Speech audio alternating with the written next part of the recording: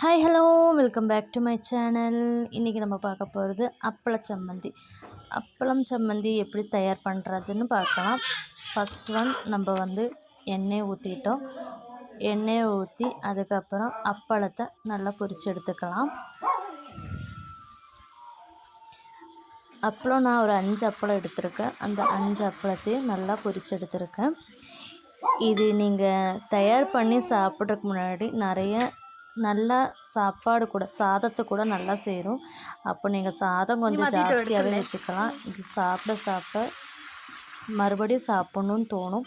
அவ்வளோ டேஸ்ட்டாக இருக்கும். அப்போ கண்டிப்பாக நீங்கள் ட்ரை பண்ணி பாருங்கள். அப்பளம் நல்லா பொரிச்செடுத்தாச்சு. இதில் நான் சின்ன வெங்காயம் ஒரு கைப்பிடி அளவு சின்ன வெங்காயம் போட்டிருக்கேன். சின்ன வெங்காயம் நல்லதானதும் அதில் ஒரு 7 8 காஞ்ச மிளகா வர மிளகா இருக்குல்ல அது போட்டிருக்கேன். அது நல்லதானதும் ஒரு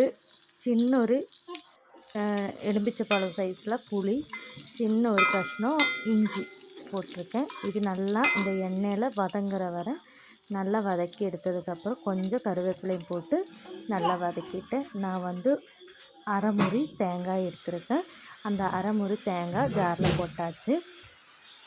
இப்போ நம்ம அந்த எண்ணெயில் வாட்டி வச்ச அந்த எல்லாத்தையும் சின்ன வெங்காயம், புளி, மிளகா, கருவேப்பிலை எல்லாமே இருக்குல்ல அதெல்லாமே நல்லா அரைச்சிட்டு வரலாம்.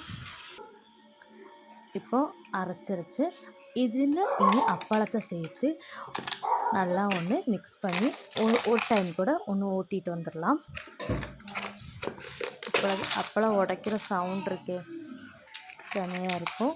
அப்புறம் இது நல்லா உடச்சதுக்கப்புறம் கொஞ்சம் பார்த்து அப்பளத்தில் லைட்டாக உப்பு இருக்கும். அப்போ உப்பு பார்த்து அதுக்கப்புறம் ஒன்று கூட மிக்ஸ் பண்ணி இப்படி நல்லா கையாலேயே மிக்ஸ் பண்ணி எடுத்துட்டோன்னா நல்ல டேஸ்டான சுவையான அப்பளச்சம்மந்தி ரெடி.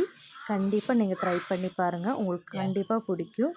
பிடிச்சிருச்சுன்னா நீங்கள் கமெண்ட் பாக்ஸில் கமெண்ட் பண்ணுங்கள். தேங்க்யூ, பாய்.